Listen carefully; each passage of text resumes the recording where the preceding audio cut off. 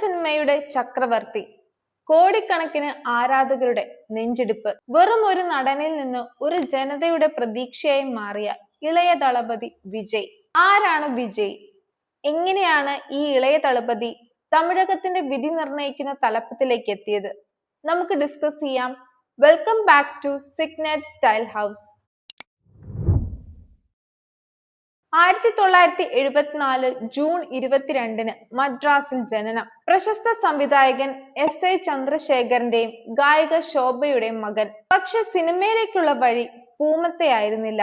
തന്റെ അനിയത്തി വിദ്യയുടെ മരണം വിജയ് എന്ന കുട്ടിയെ തളർത്തിക്കളഞ്ഞു. ആ നിശബ്ദതയിൽ നിന്നാണ് ലോകം ഇന്ന് കാണുന്ന ഈ കരുത്തുറ്റ വ്യക്തിത്വം ജനിച്ചത്.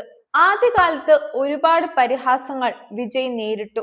രൂപത്തെയും അഭിനയത്തെയും കളിയാക്കിയവർക്ക് വിജയ് മറുപടി നൽകിയത് കഠിനാധ്വാനത്തിലൂടെയാണ്. പൂവേ ഉനക്കാകയിലൂടെ പ്രിയങ്കരനായി, കാതലുക്കു മര്യാദയിലൂടെ യൂത്തുകളുടെ ഹരമായി.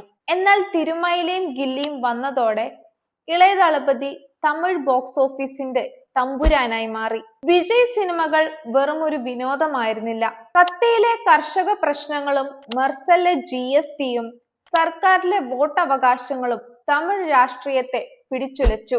ഓരോ സിനിമയിലൂടെയും താൻ പറയാൻ ആഗ്രഹിച്ച രാഷ്ട്രീയം വിജയ് കൃത്യമായി ജനങ്ങളിലേക്ക് എത്തിച്ചു. ഫാൻസ് ക്ലബ്ബുകളെ വിജയ് മക്കൾ ഇയക്കം എന്ന സാമൂഹിക സേവന സംഘടനകളാക്കി മാറ്റിയത് ആ ദീർഘവീക്ഷണമായിരുന്നു. വിജയുടെ കരുത്ത് അദ്ദേഹത്തിന്റെ കുടുംബമാണ്. 1999 സംഗീതയെ വിവാഹം കഴിച്ചു. മകൻ ജേസൺ സഞ്ജയും മകൾ ദിവ്യ സാഷയും അദ്ദേഹത്തിന്റെ ലോകമാണ്. ഏകദേശം 600 കോടിക്ക് മുകളിലാണ് വിജയുടെ ആസ്തി. ചെന്നൈയിലെ ആഡംബര വീടുകളും വില കൂടിയ കാറുകളും അദ്ദേഹത്തിനുണ്ട്. ഇവിടെയാണ് വിജയ് മറ്റുള്ളവരിൽ നിന്നും വ്യത്യസ്തനാകുന്നത്. അദ്ദേഹത്തിന് അഴിമതി നടത്തേണ്ട ആവശ്യമില്ല.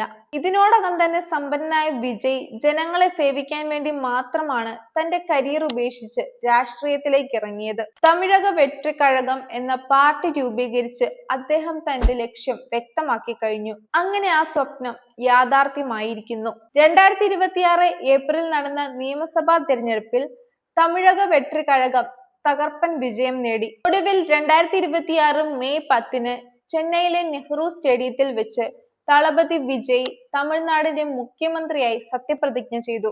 അഴിമതിയില്ലാത്ത സുതാര്യമായ ഒരു ഭരണകൂടം. MGRനും ജയലളിതയ്ക്കും ശേഷം തമിഴ് മണ്ണിൽ ഒരു സിനിമാ താരം കൂടി ചരിത്രം ആവർത്തിച്ചിരിക്കുന്നു. ദളപതിയുടെ ഈ പോരാട്ടം ഇനി ജനങ്ങൾക്ക് വേണ്ടി. തമിഴക വെട്രി കഴകത്തിന്റെ ഈ തേരോട്ടം ചരിത്രത്തിൽ സ്വർണ്ണലിപികളിൽ എഴുതപ്പെടും. ഈ വീഡിയോ നിങ്ങൾക്ക് ഇഷ്ടപ്പെട്ടിട്ടുണ്ടെങ്കിൽ ലൈക്ക് ചെയ്യുക, ഷെയർ ചെയ്യുക, സബ്സ്ക്രൈബ് ചെയ്യുക. ഞങ്ങളുടെ ഇൻസ്റ്റാഗ്രാം, ഫേസ്ബുക്ക് പേജുകൾ ഫോളോ ചെയ്യുക. ഇതുപോലുള്ള ഇൻഫോർമേറ്റീവ് വീഡിയോസ് ഒക്കെ ആയിട്ട് നമുക്ക് വീണ്ടും കാണാം. ബൈ.